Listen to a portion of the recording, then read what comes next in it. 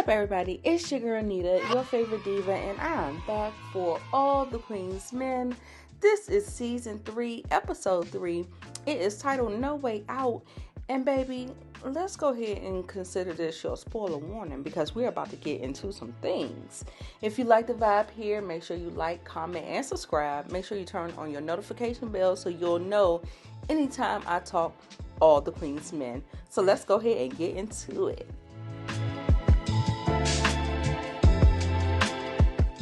We open up the episode with Daddy DeVille talking about I am a PIMP, baby.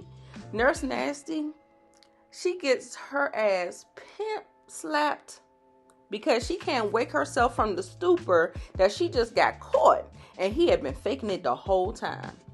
He had to let her know what time it was. He said he got her just what he wants her. I'm going to teach you how to a pimp. Finish sucking this, and I bet not feel no teeth. I'm going to pull each and every one of them out.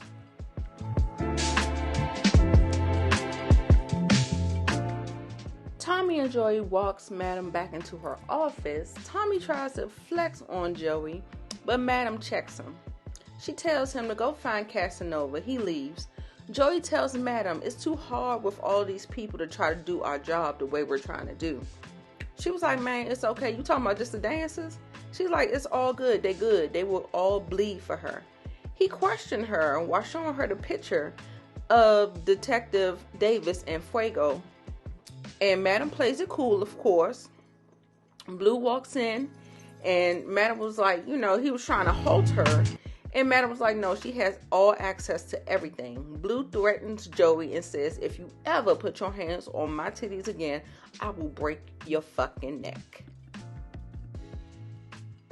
Next, Blue comes in here and tells her about the money that is, has the blue light on there with the BRB, Black Rock Boys. She was like, is this my money? I know you ain't telling me the MFer who stole my money is in here spending it. Please keep a lookout for this.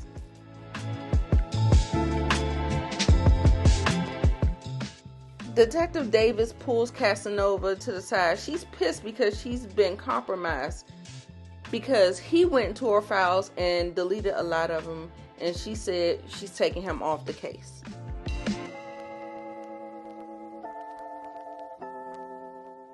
In the next scene, all the fellas are questioning Trouble when she walks in. They pretty much bully her into leaving. Then you see Bolo and Babyface explaining to Fuego how it was. He's still salty. They said, you should be good because, you really gave us, a run for our money. You know what I'm saying? You ain't no punk ass dude.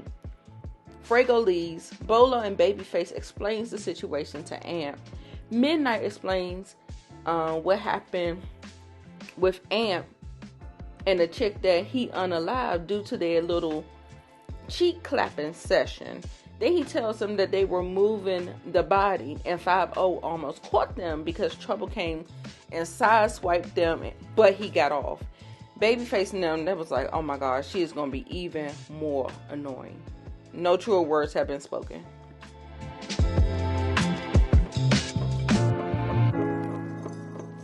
In the next scene, we are getting ready for Dime introducing Big D's solo performance. She says he can definitely get it. He comes out and does a little 1-2. Big D is a type. You have to like light skin, smaller built guys, long curly hair. He's definitely a type. He's not a universally attractive type of sex symbol type of guy.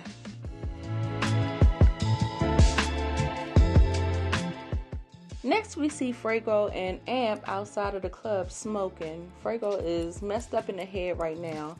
He's trying to get out, and now he's in too deep. Fuego says he wants to still get out, but Amp pretty much schools him and lets him know the scoop on Miss Marilyn DeVille. She likes loyalty, and basically, that's the long and the short of it.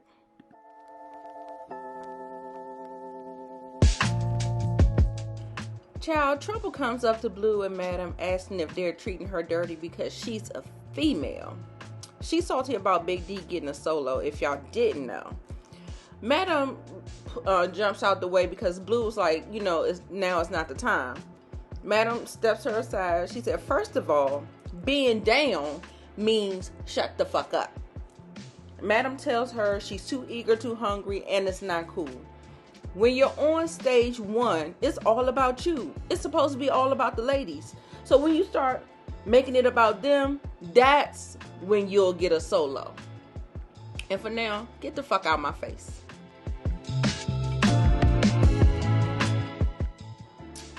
Big D goes to see Dime, trying to sweet talk her, do his thing, to thank her for playing a particular record. She said, that's my job. But she started to cut him off, or he started to cut her off, was trying to explain what he meant by that particular record, but she didn't let him explain. Then Amp comes out and tells him that he needs to get on out of here and get on the dance floor. Dime is really playing a dangerous game, because as soon as Amp comes out piggybacking on what Dime was saying, then she gonna flip the script talking about, oh no, I think he should stay right here with me, trying to make him jealous. They go back and forth, and Madam walks up to break it up. Then she just tells them, go dance, get out of here, go dance. She questions Dime like, what the fuck is going on? She says she don't need no more problems around here. Blue walks up and levels to Dime that she's not trying to fuck with him to get back at Amp. She really wants to fuck with him. Period, poo.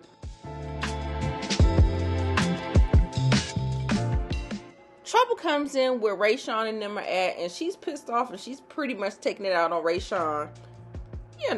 Misplaced anger.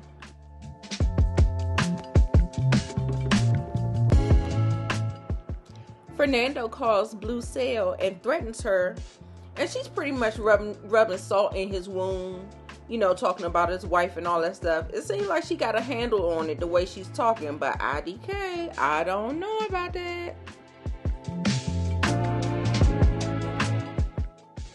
Meanwhile, across town, Detective Davis is getting into Casanova's ass.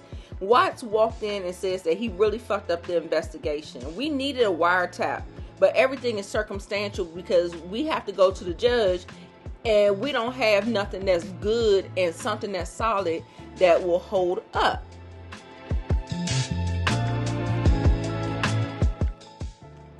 Tommy comes back and reports to Madam saying that he cannot find him anywhere. Him as in Casanova. Tommy asks to let him off him. Madam is acting like she has it all under control. She tells him to chill out. She says she knows how to read somebody, so she thinks she got it under control. She tells him to chill out until she figures this out. Blue tells her that Fernando called her and that he's coming to finish the job. She tells Blue to stand down. And Blue is just like, how you gonna just have this motherfucker coming at me and you keep telling me to stand down? She says she's playing chess, and until she knows what she's getting into and what she needs to do, she needs to lay low. She wants Blue to stay at her house, and then she leaves. Blue and Tommy both agree that she looks worried.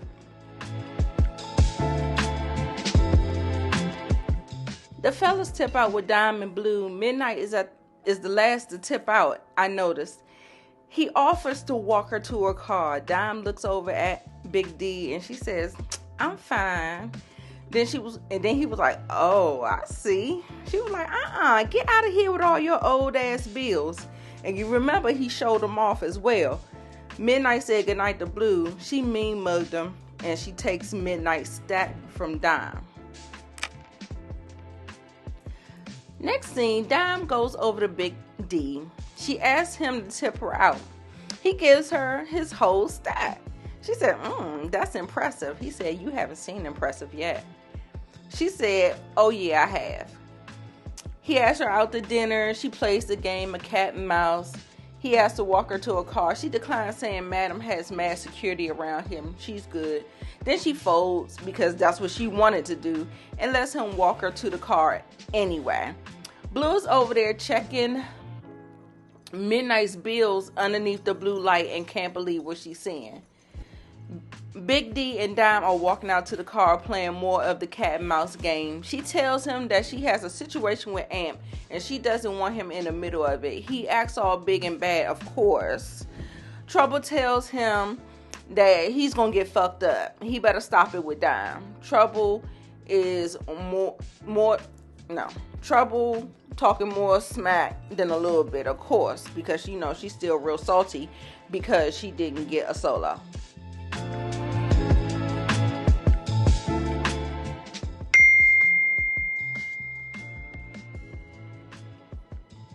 Joey walks Madam to her quarters and he's trying to take some pointers from Tommy, asking her, can he make her a cocktail? Can he make her a drink?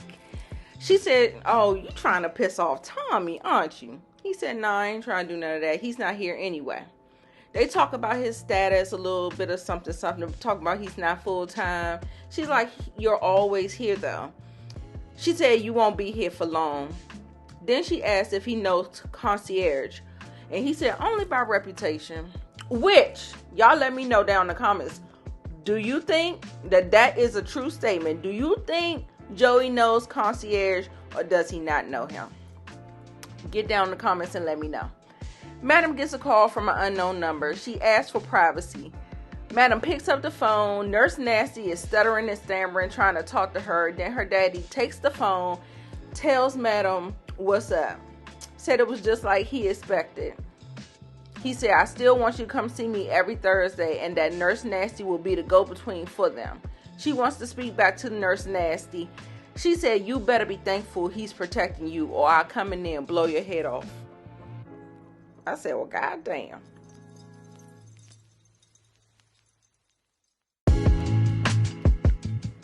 And in the final scene, Tommy and Blue head out of the club. Tommy spots a light that he recently fixed and it's out. He says something is off. They prepare themselves, walk to the car. They see Fernando's wife and he hears the ticking of a bomb. Tommy grabs Blue and they run and jump as the bomb explodes. And that was the end of the episode. Child, what did you think about this episode of All the Queen's Men? It was nice and juicy. It was a lot of stuff going on. We got some moving pieces going on. Who do you think is on the board? Give me some death predictions or anything like that. Let me know how you feel about it. As far as me, I think Casanova, he's donezo. I believe Casanova is done. And I'm almost feeling afraid for Blue.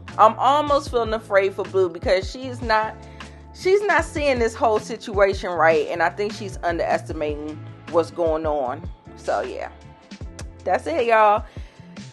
Make sure you like, comment, and subscribe. As always, I'm Nita, your favorite diva, and make sure you come back for the next one. Bye, y'all.